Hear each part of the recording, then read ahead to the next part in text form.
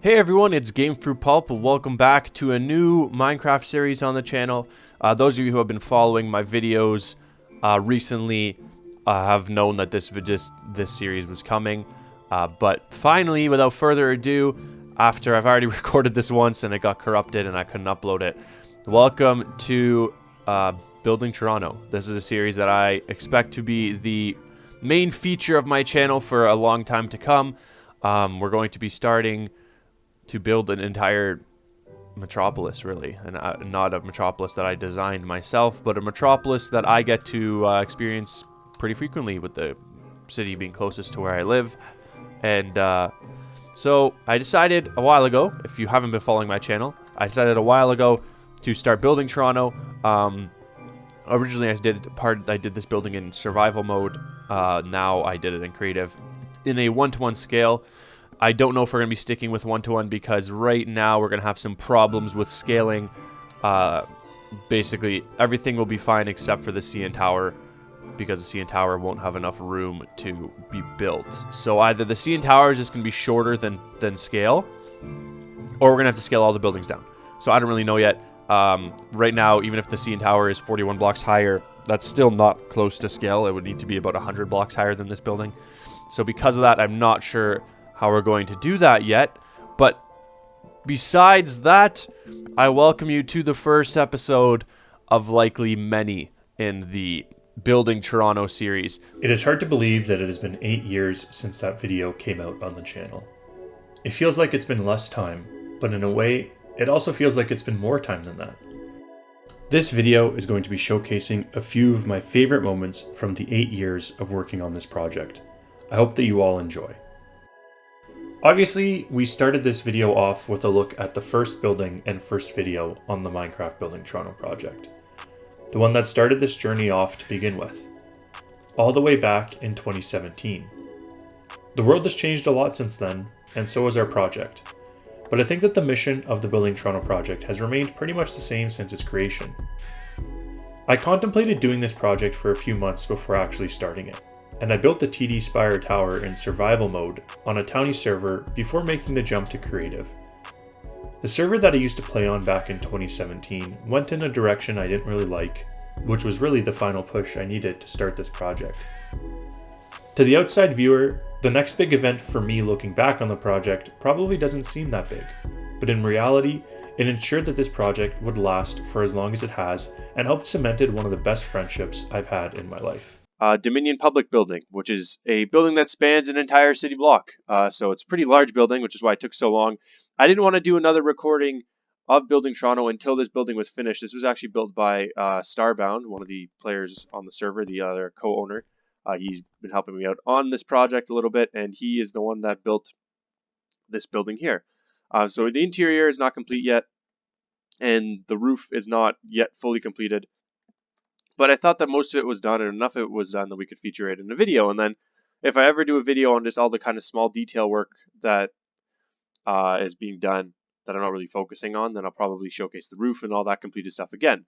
But anyways, here I'll do a quick fly around of the video of the building, not of the video, a quick fly around of the building. As you can see, it is mostly sandstone. Don't need these two things anymore, so I'll get rid of these as well.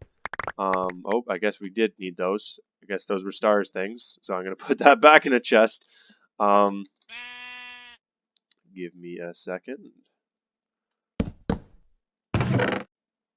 me just toss all these back in there. Okay.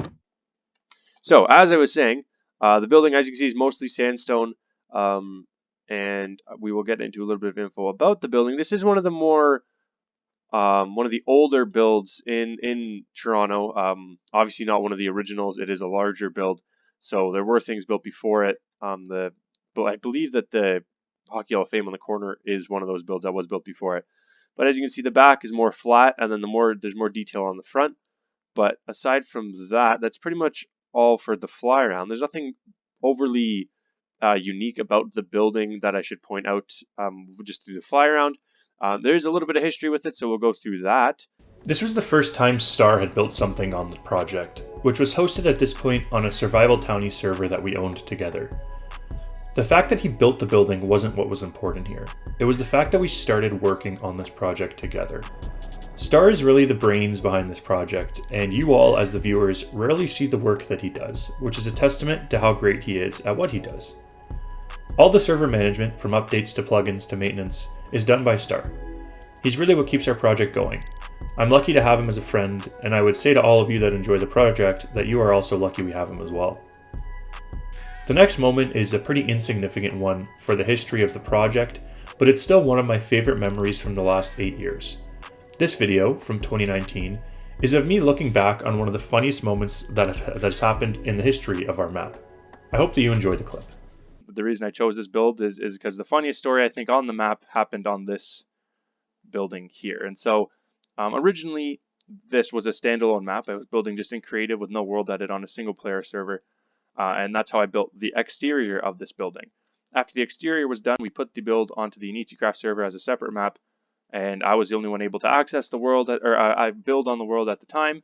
No one else had the ranks to, and they were able to just come and sort of fly around. And so I was working on it one day, near the top, and at the time the Initzicraft server had this really fun Gods plugin. We still have a Gods plugin now, a different one though, thankfully. Not that this is on the Initzicraft server anymore, but we had a Gods plugin that sort of gave you gifts for being loyal and praying to your god, and punished you for not praying to your god. And so I was working up here on the last few floors of the building, finally about to complete the interior on this build. One of the first buildings that had a full interior, and back when I put, to be completely honest, back when I put more effort into the interiors than I do now.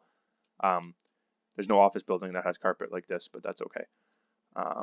These people can pretend to enjoy this beautiful map, and each office has like 5 custom heads in it, and that's why this area is laggy for some people. But anyways, so we were working up here. There's a gentleman playing with me, or watching me build, I should say, named No Go Gamer, who doesn't play on the server anymore, but at the time was pretty active. And he started freaking out about something. He's like, "Oh no, oh no!" And I'm like, "What's going on?" And so he told me that the building was on fire. And so this was the start of the Great Toronto Fire. The only major Toronto fire. We have had one other fire, which I'll show you in a moment. But basically what had happened was I was working up at the roof level, and I got smited by my god for not praying to him. And when you get smited, it strikes you with lightning. So the lightning came through, and at the time fire spread was still off. And so I came down here, and this is what I found. Now, I didn't find it like this. I found it on fire still. And so this whole area was on fire. You came out here. And at the time, I honestly wish I recorded it because it was such a comical thing to see. But he came down here, and this entire area was all lit up by fire. And I started freaking out, obviously. Flew in here, tried to get everything put out. And as you can see, the damage was pretty substantial. I was able to sort of get there in time to put out the fire before it engulfed the whole building. But you can see it sort of spread through quite a bit of area. This area here, there's some pieces missing still. You come down here, and there's major damage. And obviously the ground floor over here is where you got the worst sort of damage. The remnants of that fire still exist today on our map, despite that building being rebuilt a few times by our building team. To this day, I think that moment, after the panic of putting the fire out had passed, remains one of the most I've ever laughed while playing video games. We had a lot of really active players on the server back in the early days of the project that aren't on anymore, unfortunately, but some of the early moments on our server were amazing memories to look back on that I'll have forever. The next big event on our map happened in 2020 and kind of came out of nowhere from a post that I made on Reddit. In early January 2020, I was lucky enough to be featured on City News for the work on the project. This led to a big boost in attention to the channel and the project, and also led to the mayor at the time, John Tory, learning about the Minecraft recreation of the city. When we sent the project to him, he became an instant fan. I believe that people are going to come to Toronto to visit, to invest, to live when they see it. Thank you for your love of this game, and obviously your love of the city. And I hope we can all together make sure it gets put to great use, promoting the city to the millions and millions of people who play Minecraft. And while the virtual model is a great way for tourists to get a taste of Toronto before they actually get here, there's one big part that's still missing. Now, we will get to that one big part that is still missing in a little bit here, because thankfully it's not missing anymore. And this was one of the coolest moments on the project for obvious reasons. To be recognized by a traditional media company for the project was surreal and something that I'll remember for the rest of my life. Never mind the fact that the mayor of the city at the time also commented on our project, which is just so cool. Just over a year later, the project was joined by an up-and-coming YouTuber who I thought would turn into a well-known Minecraft creator because of their unique and interesting style of content, and boy was I right. In April 2021, the project was joined for the first time by creator Alpine, who visited as a guest to build the INDX condo tower.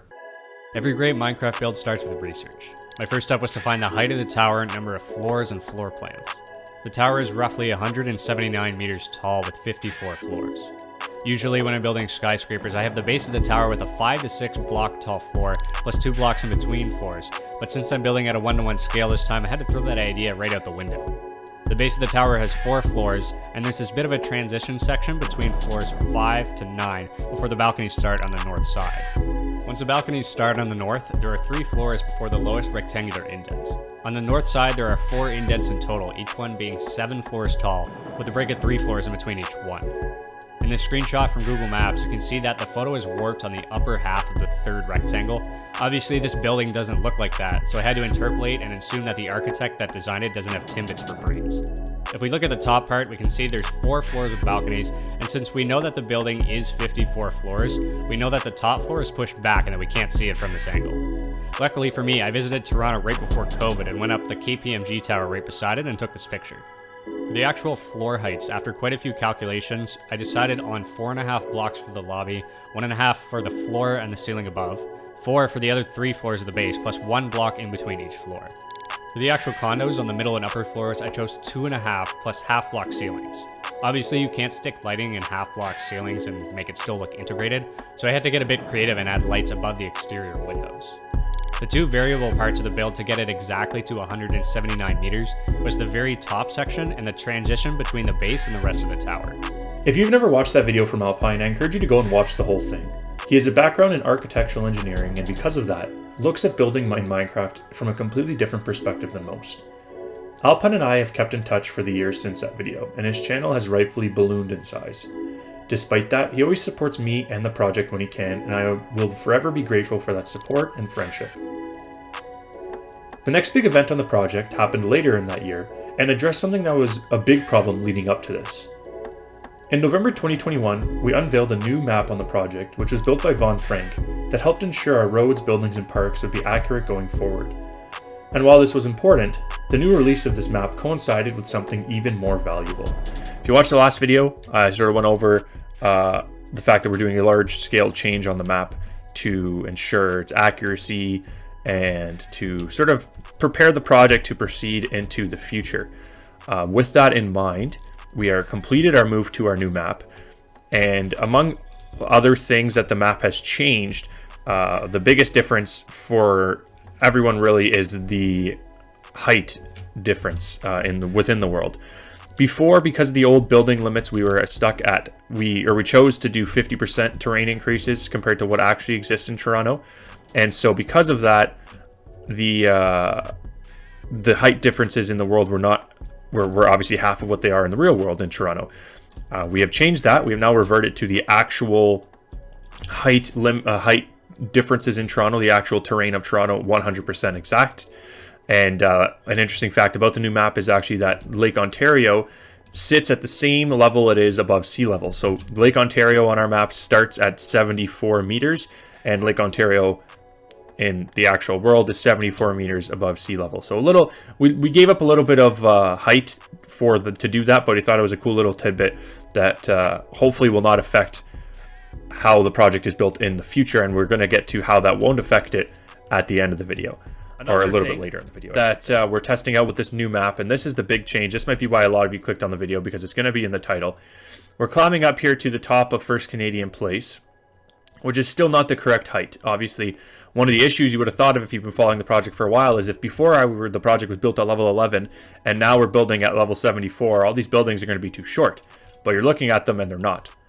And that is because, as you see, we climb up here, we're passing the 256 height limit that is in 1.17, and the top of First Canadian Place, when we get to the top, excuse the frame rate lag, that's obviously a computer issue for me, is 315.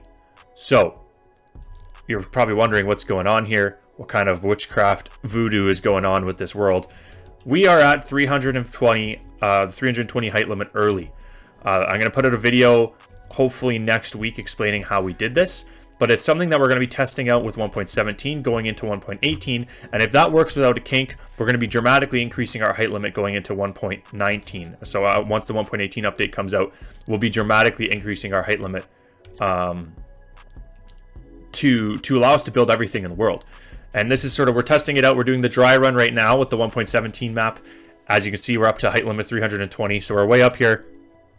You can see all the builds are all built. You can't really notice the difference because obviously the ground is at 74, so there is no real difference in that sense, but it will make a difference going forward with the project. If this works without any issues, then you'll see as we move forward, it will allow us to sort of increase the height limit past what the default limit is for 1.18, which is going to be 320.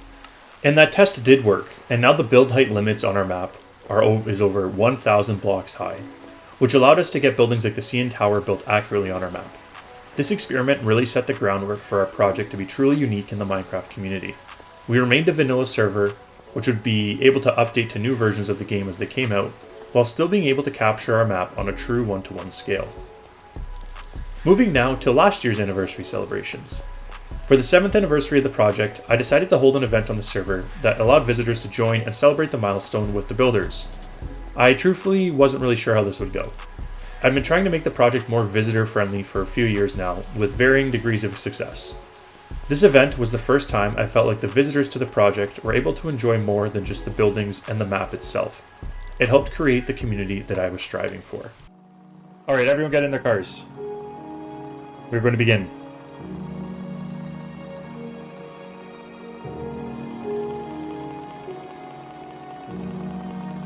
This is about speed and efficiency. Again, 3 laps. I can put a little countdown thing on the screens. Yeah, hold on, let me get the gun ready as well. Okay.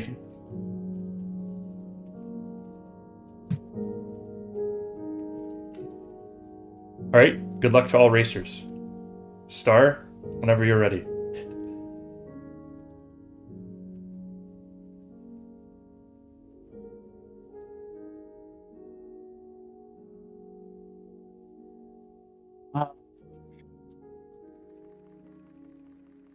Hello? 15 seconds, sir. Please.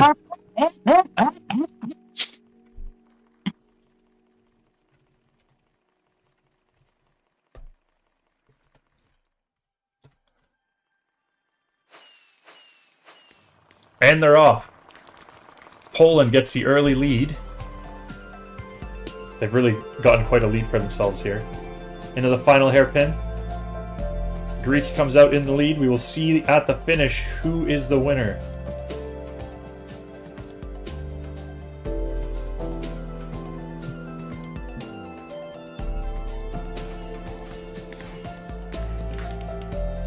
We can see 2 vehicles coming down the stretch. Who will take the win? Greek Geek in first. Von Franken second. Newfoundland in third. I honestly enjoy this kind of community event on the project more than I enjoy the building itself. One of my goals as we begin year 9 on the project is to try and do more events like this and bring you all onto the server to enjoy. The next thing I want to touch on isn't as big of an event or milestone as the other items I've mentioned, but I think it's one of the coolest things on our map.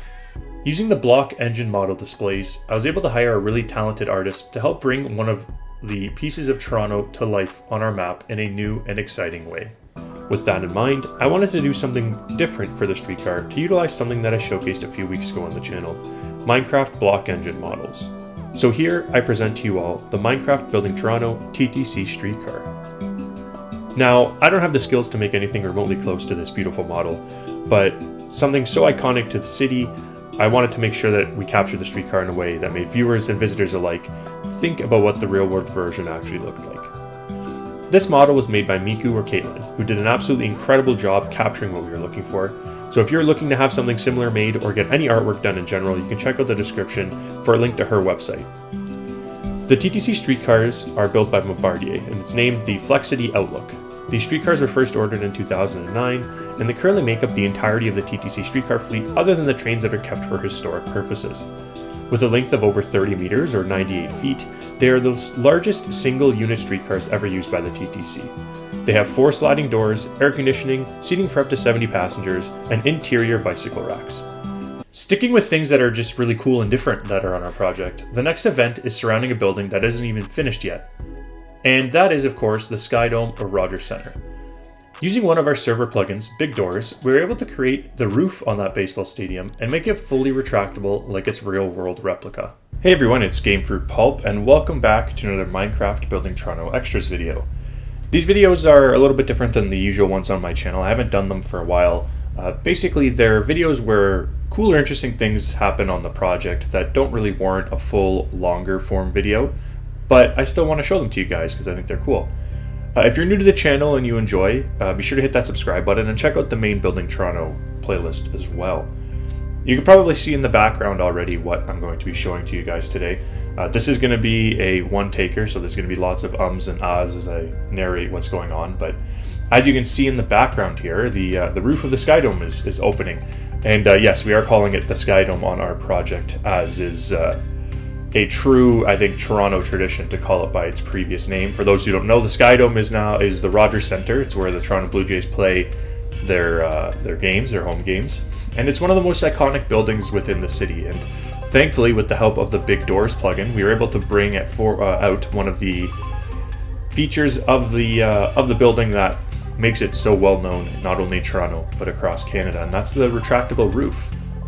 So this was done by Von Frank. It's using the Big Doors plugin. So if you are trying to do something similar on your map, be sure to check that out as well. And you can see what's happening here. The roof is opening in the different segments. The final segment of the roof opening doesn't happen because we can't make the roof rotate. We can only make it move linearly. So we got 2 of the 3 segments that open on our project, which is still, I think, pretty cool.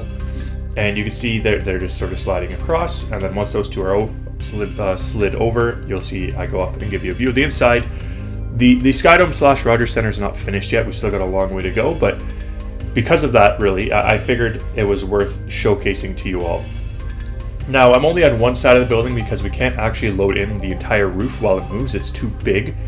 That's something that we're hoping to address in time for the full Rogers Center release video / Sky Dome release video. But for now, we're sort of playing with the angles to make it look like the whole roof is visible. And that's why we're only on one side for the entirety of the video. So you can see there, both segments of the roof are open. There isn't much more to say about that, really. I think that one of the coolest things about our project is that we're constantly testing the limits of the game and seeing what we can achieve with it. The last moment is something that many of you on the channel were waiting to be completed for a long time, and last year we finally did it. That, of course, is the completion of Toronto's most famous building, the CN Tower. In this video, I'll showcase the CN Tower on the Building Toronto project, and we'll also talk about the history of the real-world building and how that building came to be. Now, I think that all of you watching know what the CN Tower is and what makes it so famous, but the story of its construction and the thought behind its creation are both less well known. The CN Tower was constructed to be a communication and observation tower that first opened its doors 48 years ago. The tower is owned by Canadian Crown Corporation, the Canada Lands Company, which basically means that the tower is owned by a company that is owned by the Government of Canada. It was originally owned by the Canadian National Rail Company, but was transferred to the Crown Corporation before the railway company became privatized. Now, normally at this point in the video, I share with you what the actual building developer says about their building, but shockingly, the CN Tower website doesn't actually say anything about what the CN Tower is. However, there are a couple of small paragraphs on the Canada Lands Company website, and here's what it says there. An enduring symbol of innovation, Canada's national tower inspires and connects Canadians. The CN Tower stands tall, elevates every occasion, and celebrates infinite possibilities as it welcomes visitors from around the world. Obviously, if you're interested in seeing more about the CN Tower, you can check out the full-length video that I did on it. 8 years of this Minecraft project complete. As we enter year 9, I have a few goals in mind that I want to try and keep working towards, which are mostly centered around your enjoyment as viewers and visitors to the project. I want to try and improve the quality of my content. I recently put out a video comparing Minecraft Toronto to real life, and I was really happy with the quality of that video, and I want to do more videos like it in the future. I also want to keep working to make the Minecraft server itself more engaging for visitors to try, and get a couple more constant players on the server enjoying our map rather than just building. The past 8 years have been a wild journey of highlights and excitement, and I can't thank you all enough for your support of the project. As we enter year 9, I'm full of excitement, and that is thanks to the amazing build team that I have, who are constantly working to expand our map, and of course, thanks to all of you who take the time to watch my content. If you are new to the channel and you enjoyed the video, be sure to hit that subscribe button to catch future content on the channel. If you are a returning viewer and you enjoyed, be sure to leave a like and share the channel with your friends so that we can continue to grow our community. If you haven't already, be sure to check out the Minecraft Building Toronto project for yourself at buildingto.ca. We are currently on Minecraft Java 1.21.4 at the time of recording. Thank you all for watching. I hope that you enjoyed the video. My name is Gamefruitpulp, and I'll catch you all next time. Have a good one.